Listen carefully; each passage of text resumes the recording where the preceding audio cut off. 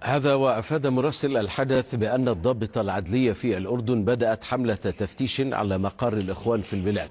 وأضافت المراسل أن الشرطة الأردنية صادرت مكاتب جماعة الإخوان، يأتي هذا في أعقاب إعلان وزير الداخلية الأردني مازن الفراية بصفة رسمية حظر جماعة الإخوان ونشاطاتها ومصادرة كل ممتلكاتها وغلق مكاتبها في كافة أنحاء البلاد. هو هذا الحكي المعدل من البداية. نتمنى أن كل الدول العربية تحذو حذو الأردن. الله يديم الأردن وملك الأردن ويخليهم ذخر لشعبهم وللشعوب العربية، ويقطع دابر إيران وذيول إيران. هذا الحكي المعدل، كلهم ذيول عند إيران، كلهم ذيول عند إيران. هذا الحكي المعدل، كلهم يشتغلون عند الميليشيات مال إيران. هذا الحكي المعدل حيل. نريد كل الدول العربية تقوم بهيج خطوة.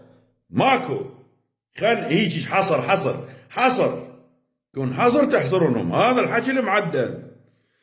ألف تحية وشوباش للشعب الأردني ويحيى الملك ملك الأردن على هاي الخطوة اللي قام بيها، هاي الخطوة المعدلة.